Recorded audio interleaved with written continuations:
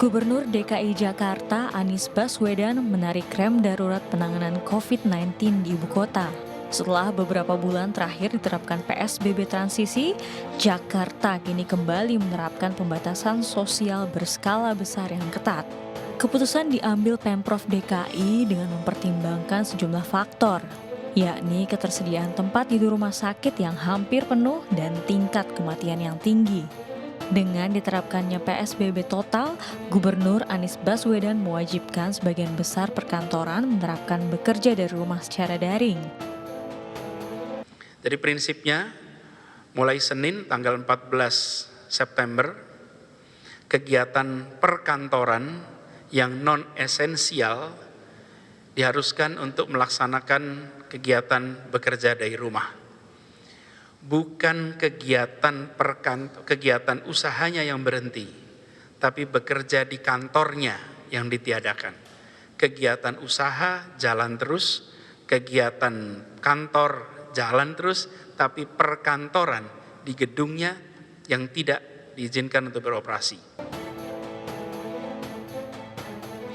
Dengan diterapkannya kembali PSBB total, artinya ada aturan yang kembali berlaku. Di antaranya adalah ditutupnya tempat hiburan, ditiadakannya sistem ganjil genap hingga rumah makan yang tidak boleh melayani makan di tempat.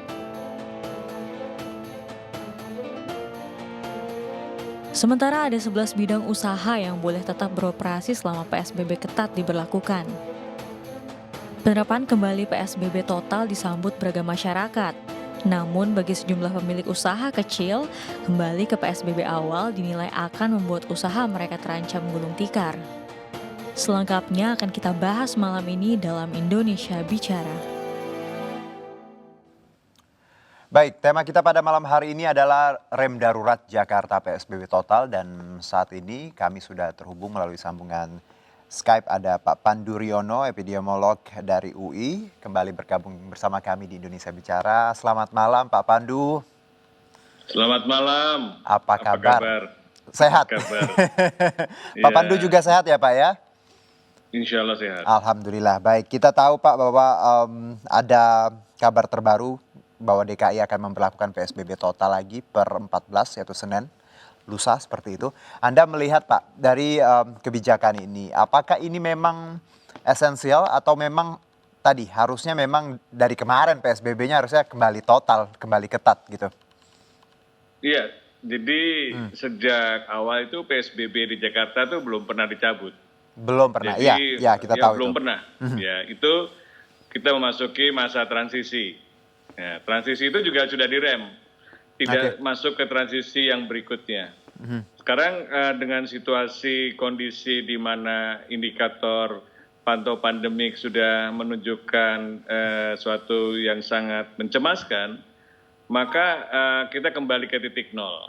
Jadi sebenarnya ini perubahan yang sama saja, tapi sekarang lebih diperketat. Gitu. Jadi beberapa larangan kegiatan yang berkumpul itu dihentikan sementara.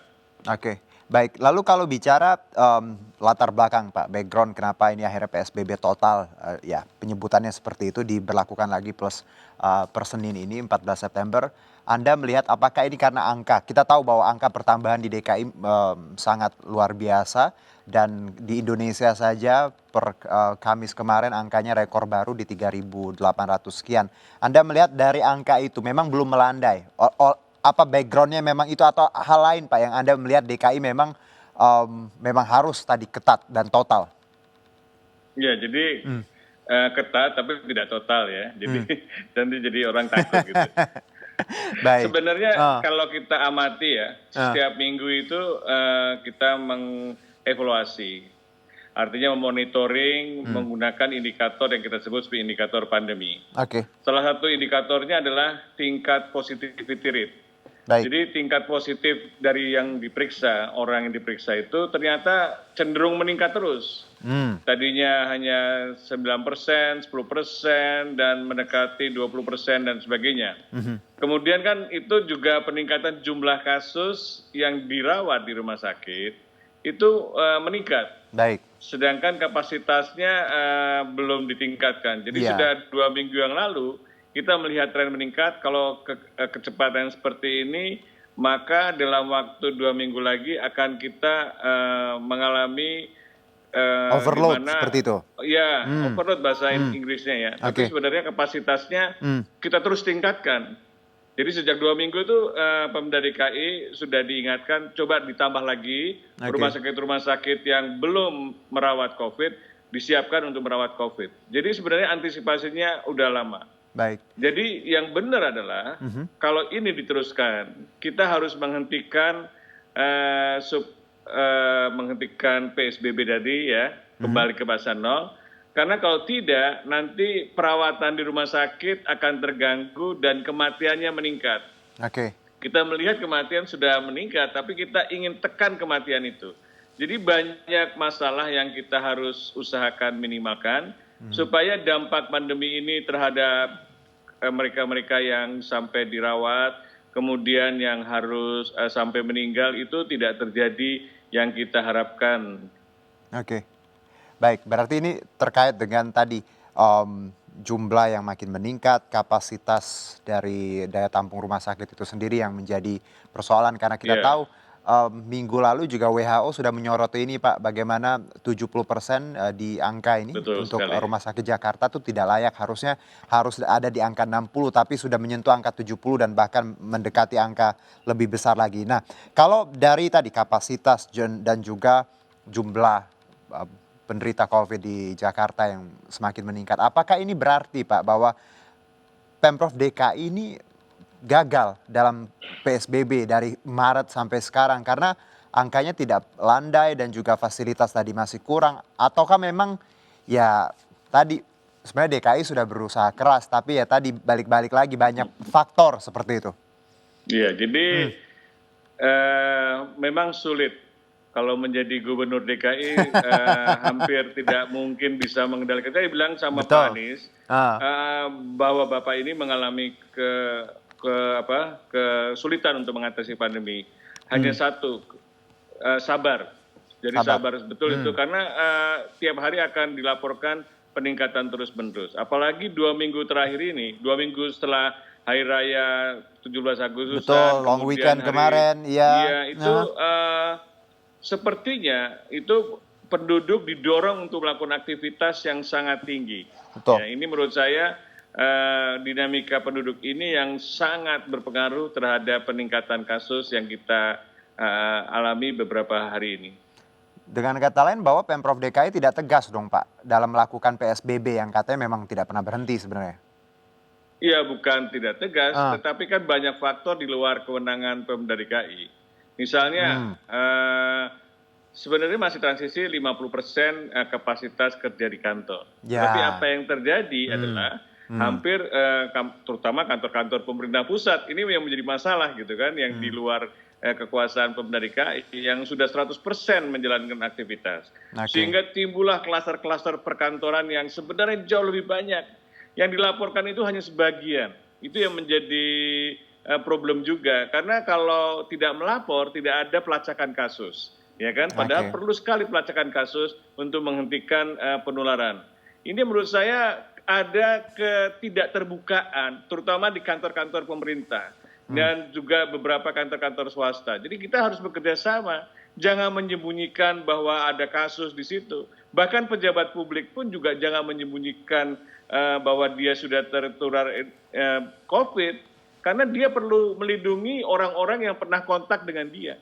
Ini yang menjadi penting, bahwa kita tuh kalau mengatakan bahwa saya positif gitu kan, orang-orang yang pernah kontak beberapa hari yang lalu diwajibkan untuk testing dan juga mengisolasi supaya tidak meluas penularannya. Ya, ini berarti dengan kata lain tadi bahwa memang kalau bicara klaster tadi perkantoran ini salah satu yang menyumbang luar biasa ya Pak untuk angka ini.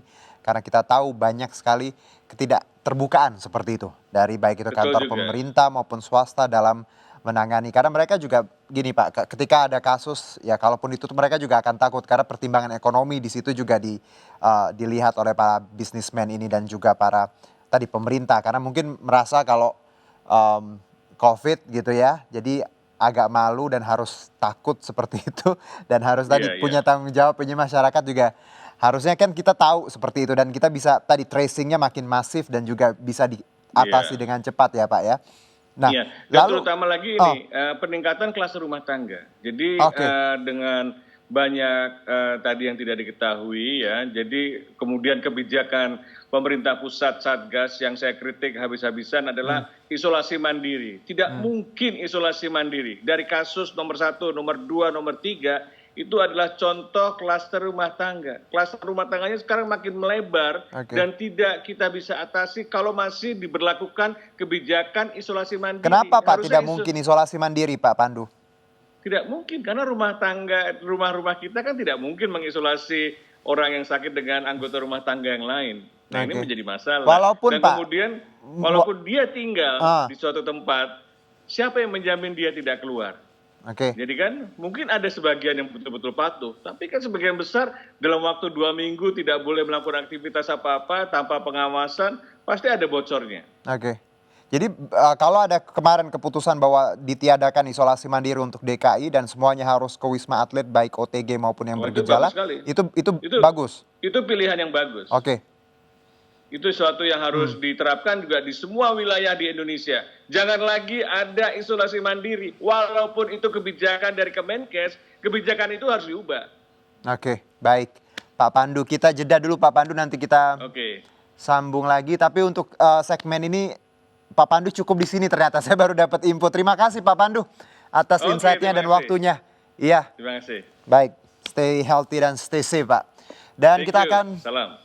Waalaikumsalam. Dan kita akan bahas terkait PSBB total di DKI di segmen selanjutnya. Tetap bersama kami.